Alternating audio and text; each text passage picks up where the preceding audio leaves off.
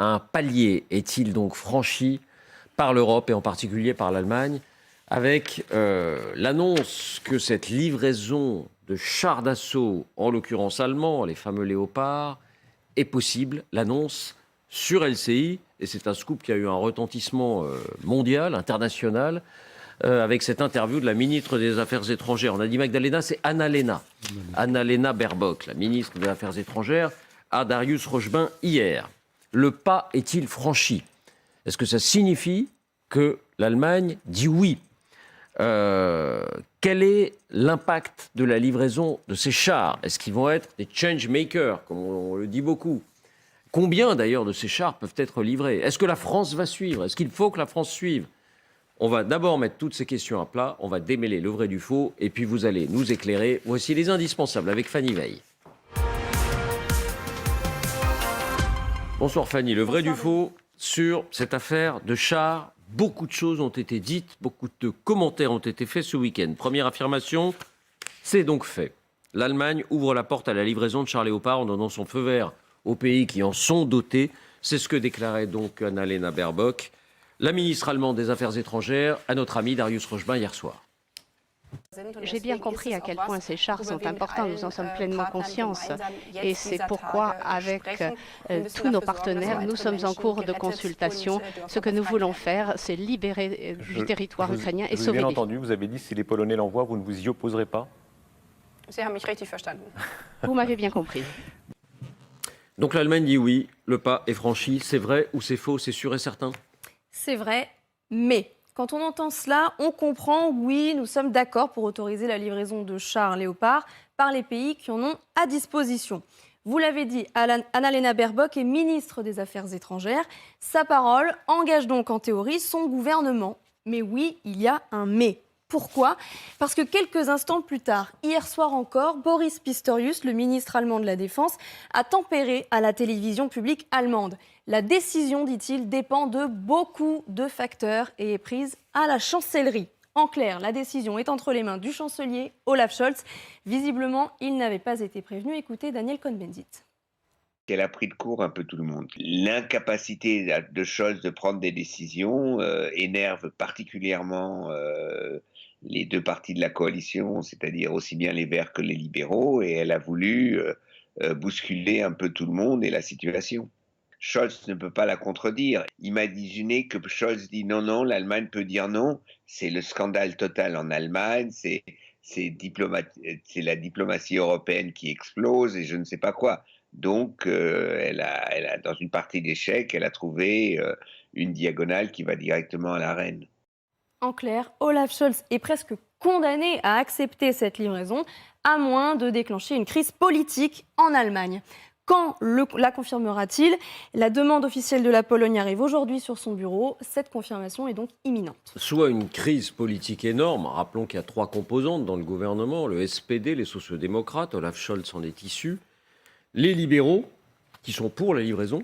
Les écologistes, les Verts, dont Annalena Baerbock est issue, qui sont également pour la prévision. Deuxième affirmation. Beaucoup disent que si l'Allemagne tergiverse, donc si ça n'est pas encore confirmé, c'est parce qu'il y a une complaisance là-bas vis-à-vis de la Russie, et ça n'est que pour cela. C'est vrai ou c'est faux? Eh bien, c'est faux, ou en tout cas, ça n'explique pas tout. Certes, cette complaisance existe encore. Chacun se souvient que l'ancien chancelier Gerhard Schröder est resté au conseil d'administration du géant russe Gazprom, même après le début de la guerre.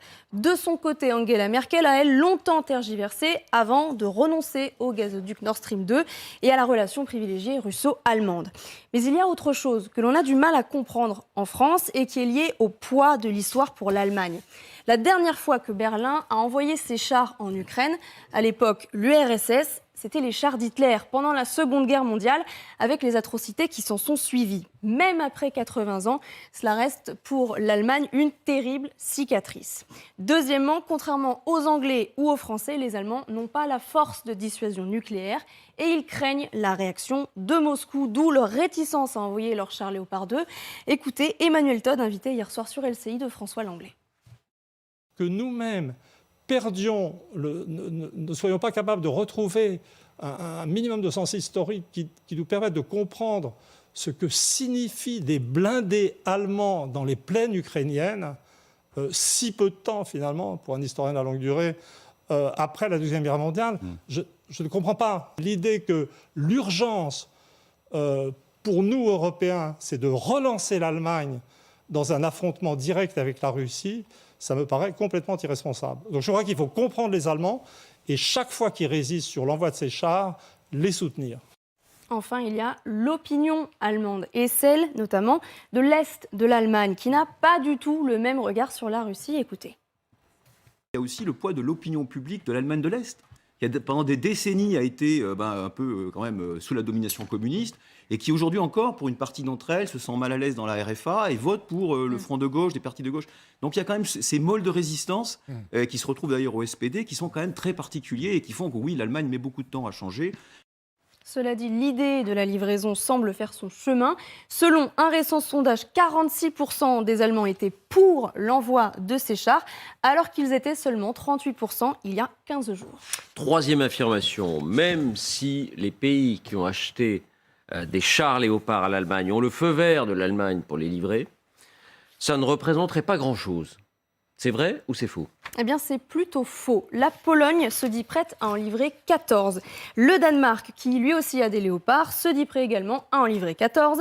Même chiffre avancé par la Finlande, par l'Espagne. Bref, on monte à 56 chars. Si l'Allemagne franchit le pas également pour elle-même, ce serait aussi 14 chars. Ce serait donc un total de 70 léopards. Certes, Kiev en réclame 300, mais 70 chars d'assaut ultramodernes, c'est déjà au-dessus de ce que certains généraux estiment être un nombre significatif. Écoutez par exemple le général Yakovlev.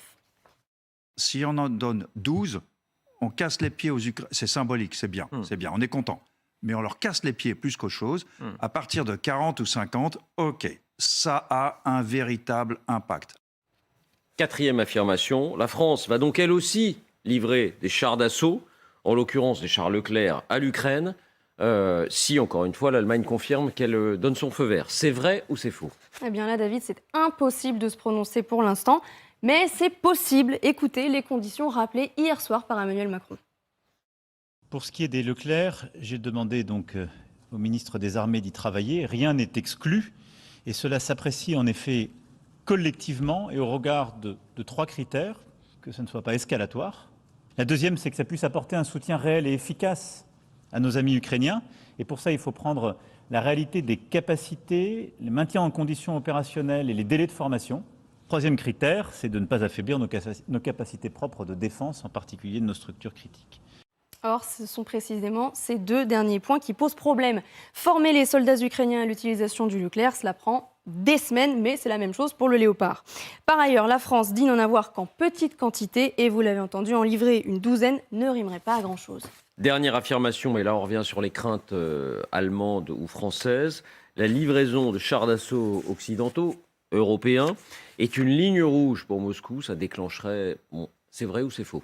Vrai et faux. Pour le ministre russe des Affaires étrangères, Sergueï Lavrov, en visite ici en Afrique du Sud, c'est le signe que le conflit avec l'Occident n'est plus une guerre hybride, mais une guerre tout court. Мы говорим о том, что эта война, она уже почти не гибридная, а почти настоящая, которую Запад долго готовил против России. Vyacheslav Volodine, le président de la Douma, le Parlement russe, enfonce le clou. Attention au terrible engrenage. Il évoque une tragédie aux proportions mondiales si ces chars étaient livrés. Donc, vrai dans les mots, mais les Russes ont évoqué à bien d'autres reprises auparavant cette fameuse ligne rouge et les mots n'ont jamais été suivis de faits. C'est vrai que c'est devenu un grand classique, ces lignes rouges qui étaient en fait des lignes en carton depuis le début de cette invasion. Merci Fanny. On va prendre les choses dans l'ordre. Première question, est-ce que pour vous, c'est fait, c'est plié, l'Allemagne a pris la décision de laisser les pays qui ont des léopards les livrer, ou alors c'est une crise politique majeure à Berlin? Alors au moment où nous parlons, on ne peut pas donner la réponse pour une raison assez simple. Et là, je vais vous livrer un scoop. Madame Annalena Baerbock est ministre des Affaires étrangères. Elle ne délivre pas d'autorisation en matière d'exportation d'armement ou d'autorisation d'exportation par des tiers.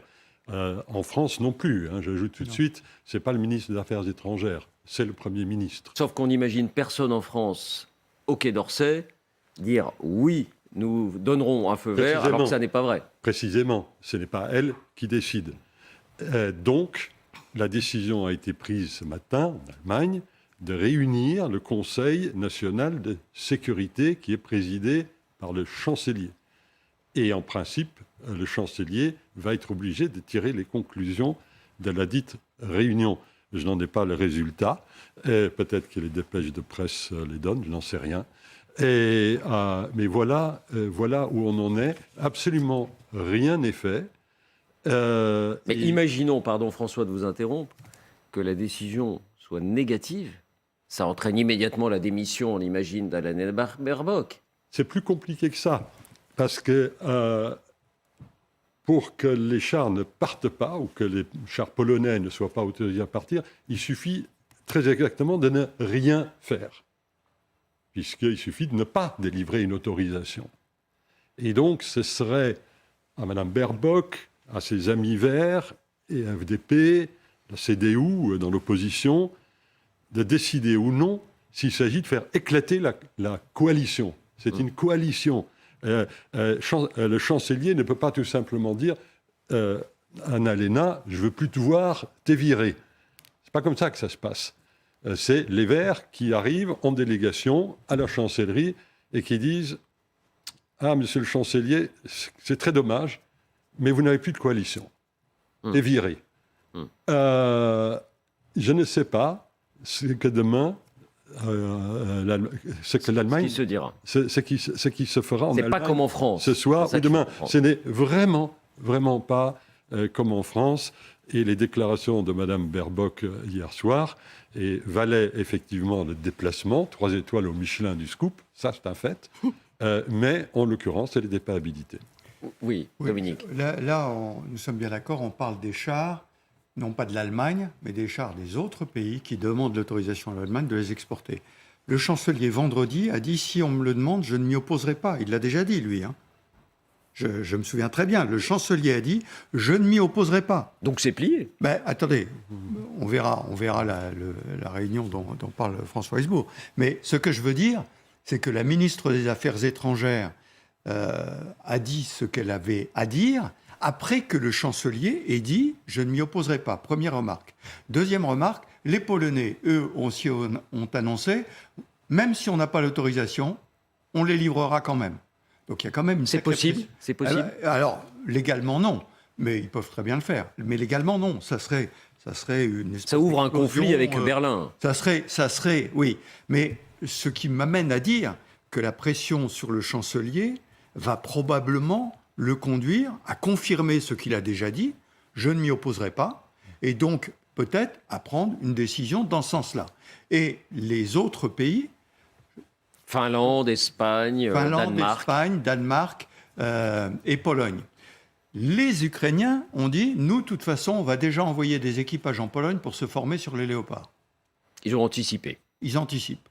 Donc je pense qu'il y a beaucoup de mouvements qui anticipent tellement les choses que sur ce volet, fourniture de léopards par d'autres pays, ça va être très difficile pour les Allemands de revenir en arrière. En revanche, il y a l'autre volet, qui est la fourniture de chars par l'Allemagne. Ça, c'est un autre sujet. Ça, c'est une autre histoire. Qui va toucher directement la population allemande, et on a vu les sondages, et on a vu ces différentes choses. Donc, je crois que la position... on va voir ce qui va sortir de cette fameuse réunion. Forte probabilité que ça soit confirmé. Exactement. Moi, je suis comme Danny Cohn-Bendit dans cette histoire. J'ai beaucoup de mal à comprendre ce que dit M. Scholz. Je n'ai pas l'avantage du général Trinquant qui comprend ce que dit Scholz. Je ne comprends pas, je l'écoute. Non, vous avez raison de l'écouter, mais ça ne veut pas dire qu'on le comprend. Et en l'occurrence, il avait assorti sa compréhension d'une condition. La condition, c'était que les Américains livrent des chars Abrams. Donc, au nom de la non-escalade,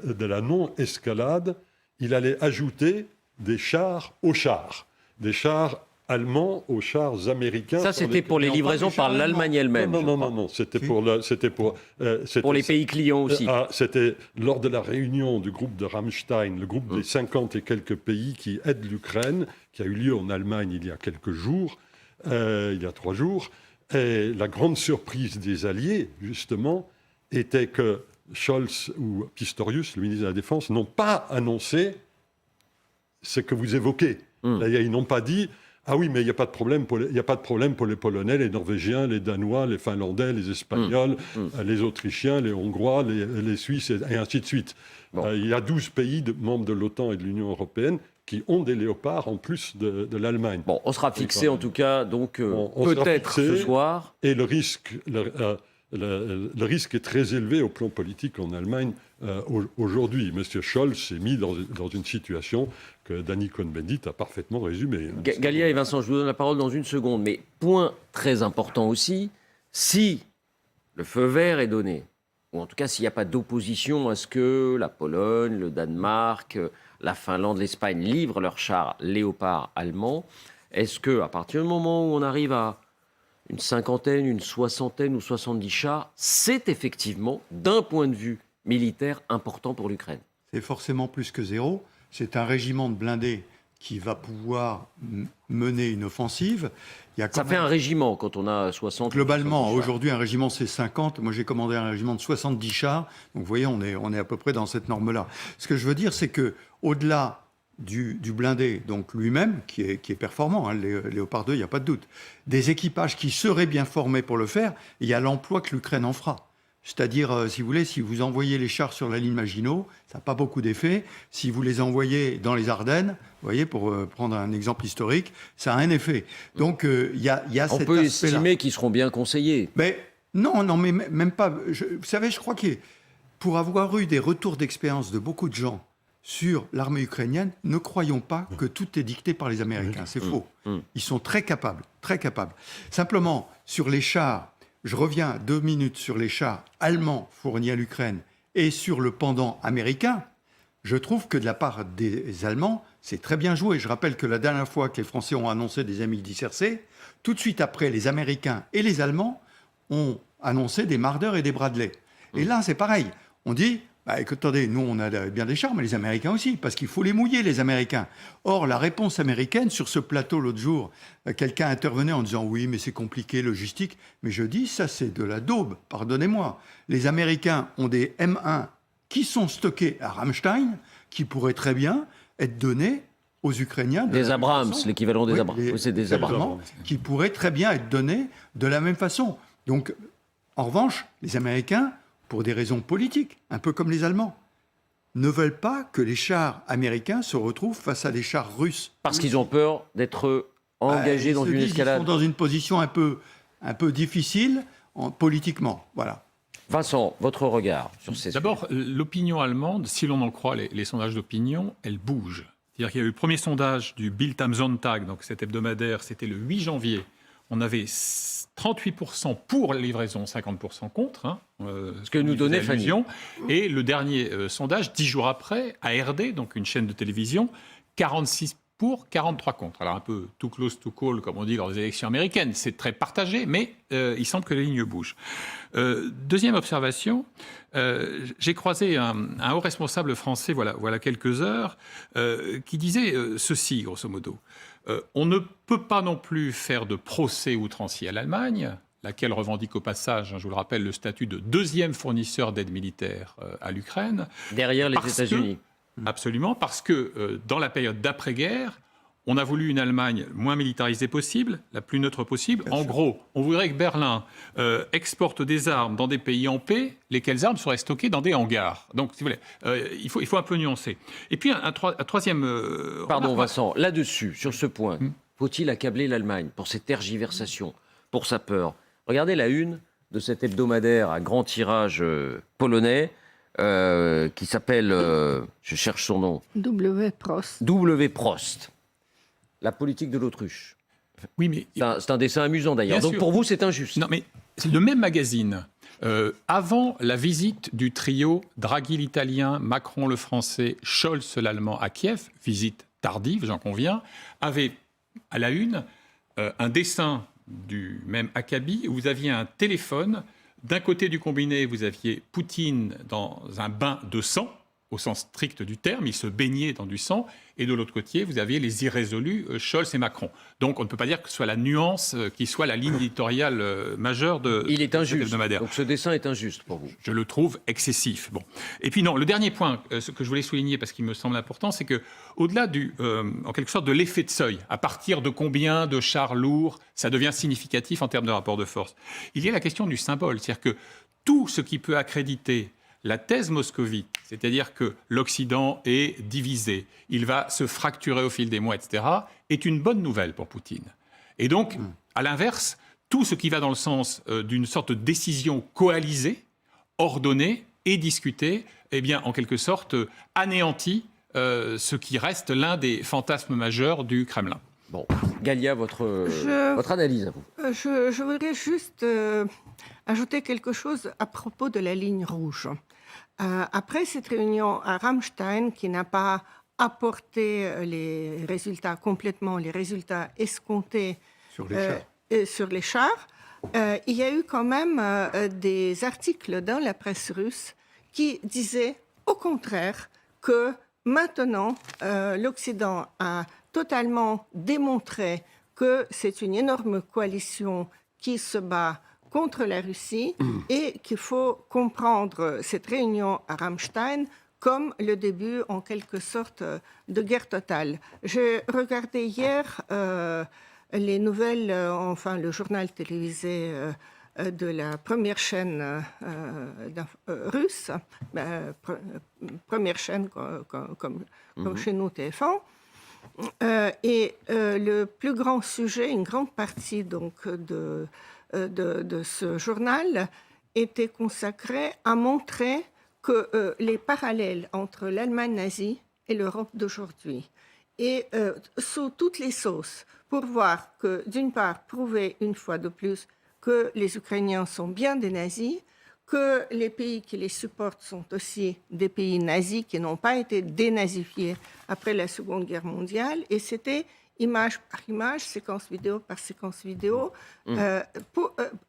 dans la perspective de transformer cette guerre d'agression tout à fait claire en guerre patriotique. En guerre de défense. La guerre de défense contre les nazis collectifs, l'Occident collectif nazi. Et l'installation... Donc vous dites, quoi qu'il se passe, quelle que soit la décision prise, de toute façon, l'Occident sera ciblé comme étant l'agresseur, un agresseur global. Absolument. Et le vrai auteur de la guerre. Parce que c'est le discours officiel, et ce que nous avons aussi vu au début de l'émission, quand on nous a montré une batterie donc, de défense antiaérienne sur la datcha de Poutine, il y a aussi des batteries antiaériennes qui sont installées sur les toits des immeubles, différents toits d'immeubles à Moscou, alors que, bien sûr, personne n'a l'intention d'attaquer Moscou. Donc, c'est de la pure propagande pour montrer que, oui, nous sommes en guerre. Donc, Donc ne nous laissons pas intimider par ces soi-disant lignes rouges. C'est votre conclusion. Je vous donne la parole, François, mais écoutez, à propos de la télévision, la façon dont Soloviev, fameux animateur, on a l'habitude de retrouver régulièrement, a ciblé l'Allemagne après les propos d'Anna-Lena Baerbock, précisément. Regardez, écoutez. Типа удара. Мы сделали главную ошибку, что дали им объединиться, хотя те же западники были против этого. Ошибок было много. Конечно. Вторая была ошибка, что мы вывели наши войска, и не только из Восточной Германии. Voilà, il refait toute l'histoire, mais les Russes devaient rester en Allemagne de l'Est, ça aurait été beaucoup plus simple. On est en plein univers parallèle. Et bon, il y a les jours pairs où les Russes expliquent l'Occident collectif, c'est-à-dire nous sommes en guerre contre elle et que c'est une nouvelle grande guerre patriotique. Et les jours impairs, les Russes nous expliquent que nous sommes des gens en déclin, décadents, que les hommes ne savent pas qui ils sont, que les femmes ne savent pas qui elles sont, que tout le monde est LGBTQ. Enfin, c'est un jeu de propagande qui devient totalement, j'allais dire, à la limite du bizarre. Mais un mot sur l'efficacité des chars. les chiffres ont été sous-estimés. Il n'y a pas que les pays qui ont été montrés à l'écran. Et bien entendu, il faut aussi ajouter les Britanniques et ce que vous avez dit tout à l'heure aussi, le cas échéant, les Français. Non pas avec des Léopards, mais avec des Leclerc. Alors, même si ce n'est pas les mêmes chars. Les Britanniques ont ajouté un livre 14 chars, c'est eux qui ont commencé le mouvement, tout de suite après les AMX-17. Mais on peut ajouter des Challengers aux Léopards. C'est les mêmes formations, les mêmes façons de faire. Pour les Ukrainiens, le module de base qui fasse sens au plan tactique, d'après ce que j'ai compris, c'est 14 chars. C'est l'escadron. Alors vous pouvez un escadron que vous pouvez répartir d'une façon ou d'une autre, pas forcément tous dans la même formation. Donc ça vaut déjà le coup d'en avoir 14. Oui, et c'est pour ça qu'il y a le chiffre de 14. Ça aurait pu être 13 ou 15, non, c'est 14. Pour une raison bien précise. L'unité élémentaire. Alors, quand vous faites cette addition, vous arrivez quand même aux alentours de 120. C'est déjà pas mal. Et par ailleurs, bien entendu, les Russes, eux aussi, sont à la recherche de chars. Et ce que dit le renseignement militaire britannique, public, celui que vous trouvez sur le site Twitter du renseignement militaire britannique, les Russes, eux, vont aligner des chars très modernes, les T-14, qui sont disponibles en faible quantité. Et la notion dans les grandes offensives qui se dessinent ce printemps, offensive russe contre offensive ukrainienne, lorsque la météo devient meilleure et que les Russes ont fini de se préparer tutti quanti, est la notion qu'il y ait face à des chars russes modernes, des chars ukrainiens modernes, qui ne soient pas simplement des T-72 soviétiques, ça fait militairement sens. Il y a une bonne raison militaire pour laquelle tout le monde s'excite sur cette affaire. On n'est pas dans le symbole. On n'est pas simplement dans le symbole. On n'est pas simplement dans la question de savoir si on va nourrir ou pas les discours russes sur l'Occident, pas l'Occident, et ainsi de suite. Il y a des raisons militaires basiques pour lesquelles il y a intérêt pour la défense de l'Ukraine à ce que ces chars soient livrés. Juste un mot sur les parcs de chars. Vous parlez des Challenger, des Leclerc et des Léopards. Sur le plan des opérations, ils savent parfaitement travailler ensemble. Je veux dire, avoir un escadron de Leclerc, un escadron de Panzer, je prends le mot de Panzer, moi, avec un escadron de 30 B2, je travaillais au sein d'un bataillon allemand. Donc on sait très bien faire ça, et avec les Challenger. La difficulté de la différence de parc, c'est la logistique en fait. C'est ça. C'est les pièces détachées, c'est les munitions, c'est tout ça qui pose problème. Mais pour l'emploi, la seule différence dans l'emploi, c'est le problème des réseaux radio. Mais ça, c'est un problème qui peut se régler. Oui, Vincent. Sous le contrôle de Dominique Trinquant, l'une des réticences que j'ai pu percevoir en France par rapport à la livraison de Leclerc, c'est que c'est un char performant, mais bourré d'électronique, et le fameux MCO, maintien en condition opérationnelle, est délicat. Et par ailleurs, la source que j'évoquais tout à l'heure dit également ceci. Lorsqu'on discute avec Oleksiy Resnikov, le ministre ukrainien de la Défense, il comprend très bien les réserves qu'on peut avoir. Car lui, il a tendance à cibler ses requêtes. Des Allemands, on attend des chars, parce que c'est eux qui en sont le mieux dotés. Des Français, on attend des canons. Et il a ajouté l'argument suivant, c'est que pour l'entretien des fameux canons César, tellement révérés en Ukraine aujourd'hui et pour d'assez bonnes raisons, eh bien, c'est confié à des sociétés ukrainiennes d'entretien d'engins agricoles, parce que c'est très simple. Parce que c'est d'engins agricoles. Oui, absolument. Alors qu'à l'inverse, l'accompagnement, je dirais, technique, maintenance, réparation éventuelle d'un Leclerc est beaucoup plus acrobatique. Bon, les Leclerc, malgré tout, vous disiez, dans une unité, qu'il y ait des Léopards, des Leclerc ou des Challenger britanniques, tout ça peut travailler ensemble. Le débat, malgré tout, est posé en France, même si techniquement, ça peut être plus compliqué. Une personne prend position. Et c'est la première opposition de France. C'est le Rassemblement national. Marine Le Pen, ce matin, il ne faut pas livrer des chars Leclerc aux Ukrainiens. Écoutez la présidente du Rassemblement national, l'ex-présidente du Rassemblement national. La question, c'est est-ce que tout ça ne va pas aggraver cette guerre. Et quand la guerre s'aggrave, les morts se multiplient. Or, est-ce que c'est l'objectif? Est-ce que, en réalité, en armant avec des armes lourdes, est-ce qu'on ne va pas d'abord internationaliser le conflit, qui est un danger quand même majeur, hein, en tout cas un risque majeur? Et deuxièmement, est-ce que l'on ne va pas s'éloigner d'une solution négociée de paix, sachant que aucun conflit aujourd'hui au monde quasiment ne se règle de manière militaire? Montage Élodie Salé, qui veut commenter, qui veut répondre? Oui, simplement, elle ne répond pas à l'eau claire, elle répond globalement aux chars. C'est-à-dire il ne faut pas fournir, renforcer, parce qu'on doit négocier, on ne doit pas faire la guerre plus que ça. Donc moi, je vais dire un petit mot simplement sur les Leclerc. Les Leclerc sont des chars remarquables. Vincent a eu raison de souligner les problèmes techniques de MCO, etc., etc.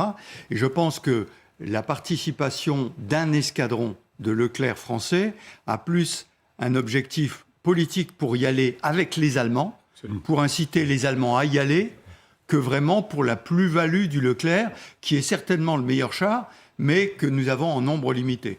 Mais vous pensez qu'on ira, donc, Dominique? La France, on ira. Je pense sous cet aspect politique, c'est-à-dire pour accompagner les Allemands, pour dire, vous voyez, vous n'êtes pas seuls, nous venons avec nous. Je ne pense pas que sur le plan opérationnel, il y aurait 15 léopards de plus, ça serait plutôt mieux. Votre commentaire à vous, François. Oui, j'ajouterais une petite chose. Je crois que la plupart des gens ignorent qu'on a déjà des Leclerc à la frontière de l'Ukraine. Notre contingent en Roumanie a 14 chars Leclerc, vous retrouvez toujours le chiffre magique, des 14, avec 6 ou 7 véhicules d'accompagnement, avec sa chaîne logistique, avec son MCO. Donc les difficultés très réelles qui étaient évoquées sur la délicatesse de Leclerc, c'est un char effectivement d'une modernité absolue. Moi, j'ai eu la chance d'en conduire un à travers les sous-bois. Ah, c'est marrant. Ah, vous l'avez conduit? Ah, moi, je l'ai conduit. Ça, c'est.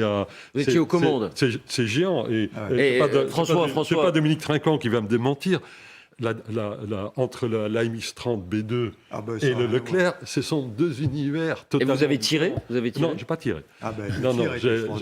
Mais le Leclerc, c'est effectivement le top du top. C'est plus moderne que les Léopard 2. Et on passe des vitesses, il y a un embrayage. C'est automatique. C'est automatique. Vous avez une boîte. Il y a un accélérateur, un frein et un volant. Et de joystick, etc. C'est très, très marrant. Et ça a une tourelle avec une conduite de tir automatique, mais surtout un chargement automatique. Ce qui lui permet de tirer en mouvement sur des chars en mouvement avec une grande précision. La dernière compétition de l'OTAN, ce sont les Leclerc qui l'ont gagné. Bon, sur le fond de ce que dit Marine Le Pen. Pour la faire courte, si on veut que les Leclerc soient présents pour les raisons qui ont été évoquées, je suis tout à fait d'accord avec Dominique Trinquant sur le caractère politique de cette affaire. On peut le faire très vite et sans que les problèmes de MCO ne nous ralentissent. Mais François, est-ce qu'on sait déjà les résoudre? Sur le fond de ce que dit Marine Le Pen, écoutez, sur Marine Le Pen, c'est très simple. Le spectre de l'escalade, c'est la martingale des neutralistes. Et la petite fille de Marat Breton appréciera ce proverbe de pêcheur, la CAQ sent toujours le hareng. C'est-à-dire que malgré tous les efforts qui sont faits pour essayer de se défaire de ce tropisme kremlinophile, elle n'y arrive pas. Parce que tout simplement, elle ne veut pas la défaite de la Russie. Là, vous répondez sur ce que vous pensez être l'arrière-pensée de Marine Le Pen. Oui, c'est mon analyse. Mais sur ce qu'elle dit précisément, ça va alimenter le conflit, il va y avoir plus de morts, ça ne va pas régler la paix. On peut l'abréger. Non, mais je tiens à ce que vous répondiez. Non, mais pardon, David, elle a 100 fois raison. Il ne fallait pas que les Ukrainiens résistent au début de la guerre. Il ne fallait pas que nous les dotions des armes qui leur ont permis de sauver Kiev. Il fallait qu'ils se laissent rouler sur le corps. Il fallait faire comme les quelques régiments qui ont démérité en mai 40, qui se sont laissés écrabouiller par les panzers allemands. Oui, il y a une certaine approche des régimes autoritaires par certains responsables politiques français qui restent d'une constance au fil des décennies que je trouve à un certain niveau parfaitement admirable et abjecte. Galia, un dernier mot là-dessus. Il y a quand même quelque chose qu'il faut prendre en compte quand on écoute Marine Le Pen et tous ceux qui demandent de la paix le plus rapidement possible, retour à la table des négociations, etc. C'est que actuellement, l'offensive ukrainienne a été stoppée, que les Russes grignotent quand même des territoires par-ci, par-là. Il n'y a pas de victoire décisive très importante. Soledar n'est qu'une ruine, etc. Mais l'initiative appartient actuellement, et en particulier, en partie en tout cas grâce aux mercenaires assassins de Wagner, aux Russes. Donc, il est absolument impossible et indécent de demander de ne pas armer l'Ukraine, parce qu'on sait très bien que sans cela, elle va à sa perte. Bien. C'est aussi La paix à simple tout que prix, ça. c'est la guerre pour toujours.